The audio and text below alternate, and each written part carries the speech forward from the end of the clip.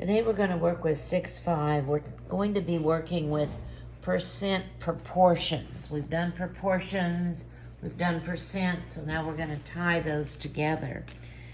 So we want to identify, first of all, the parts of the percent proportion.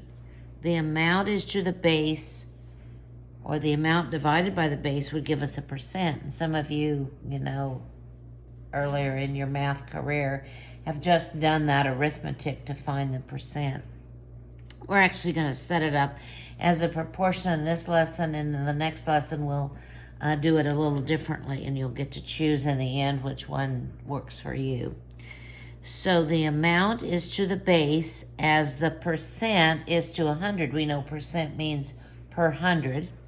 So the base is the total or the whole amount being considered. It often appears after the word of within a word problem, and we'll be looking for that. The amount is the part being considered to the compared to the base. It sometimes appears with the word is within a word problem. So we have is to of as percent is to 100, and this is what we're going to be using. First, we're just going to practice setting up some problems. And then after that, we'll actually set them up and solve them. But we'll start at the beginning. 25% of 60 students is 15 students. So we know this is the percent. So we know we're going to have 25 over 100. That's the easy part. Now when we look, we have 60 students is the of, and 15 students is the is. So 25% of 60 students is 15 students. So the is goes on the top, the of goes on the bottom. And if you can't remember which goes which way, they're in alphabetical order from the top to the bottom, is over of. The next one, $32 is 50% of 64. So here's our percent. No problem there, 50 to 100. Here's the is, here's the of. So the is would be 32, the of would be 64. The next one, they've kind of given us a little tricky statement. The order of the words flows nicely, but it doesn't help us as much. 5 of the 1,000 employees is 0.5%. So this part's not difficult. 0.5 is to 100. And then if we had this written as 0.5% of 1,000 is 5, it would be easy for us to find the is and to find the of. So just helping you out a little bit. You won't have any of these for me that I've written. So is 5, of is 1,000. So it's going to be a tiny little percent, which this is less than 1%. So that's perfect. Okay, now we're going to set up some proportions, and then we're going to use cross products to solve them. So we'll be using our cross products. We know about that. We've solved proportions before, and it's very easy algebra for us to do. So what is 30% of 180? So what we know is that's the percent side. And now we have what is of 180. This is what we're going to be finding. The is what we're finding. The of goes down here. So we've set up our proportion, and now we're going to solve it. We know how to do that. We're going to use the cross products. So 100x is equal to 30 times 180, and I'll just use my calculator to do that. And that's 5,400. And now we'll divide both sides by 100. So we end up with x. That's going to be the is. And to divide by 100, we're going to move this decimal point 2 places to the left, 54. So 30%, 33 and a third is a third, and a third of 180 would be 60. This is going to be a little bit less, so our answer does make sense for us. Okay, the next problem says, what is 82% of 250? So we know that one side of our proportion, one of the ratios is 82 to 100. 82% is 82 per 100. And now we're looking at the other side. Here's the is, here's the of. This is what we're looking for. We're looking for the is, and we know the of. So now we'll just do our cross products. We have 100x is equal to whatever 82 times 250. Looks like 20,500. Now we need to divide both sides by 100. This is easy to do, so these are gone. And x is equal to, here's the decimal point, we're dividing by 100, so we're going to move it 2 places, and we have 205, which looks pretty reasonable, doesn't it? Because 82% is most of it.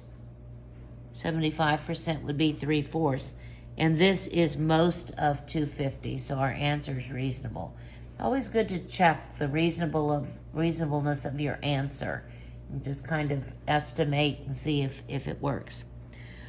40% of what number is 25? So we know that 40 to 100 is the percent side.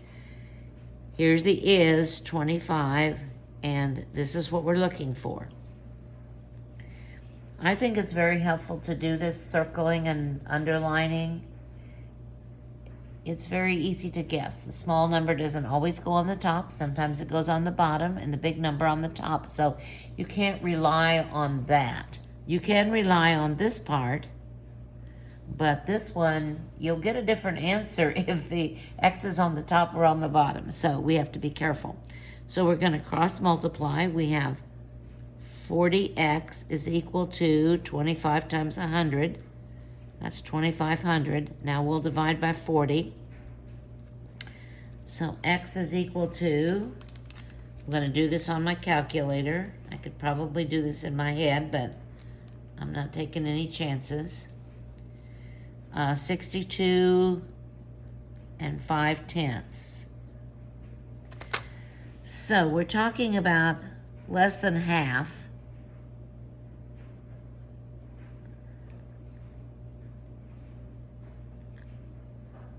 So if we took half of this, it'd be 31, and this is a little less, that'd be 40%. So we're good to go. Okay, the next one says 21% of what number is 42. So we'll set this up as 42 over x is equal to 21 over 100. And now we're going to cross multiply. 21x is equal to 4,200 or 4,200. Now all we have to do is divide by 21 on both sides. And we're left with x is equal to, I'm thinking 200. So this is a little less than a fourth. So if we took a fourth of this, it'd be 50. But we're looking at something a little less. So 42 is a reasonable answer. So that's good. 12 4/10 miles is what percent? So we're actually looking for the percent. This is what's going to be x. So when we set this up, we're going to have x over 100 because we're looking for the percent. Here's the is, here's the of. So we'll have 12 4/10 over 80. Now we'll cross multiply. We have 80x is equal to 12 4/10 times 100, so I'm going to move this decimal point 2 places. And now I'm dividing by 80. So I'm left with x.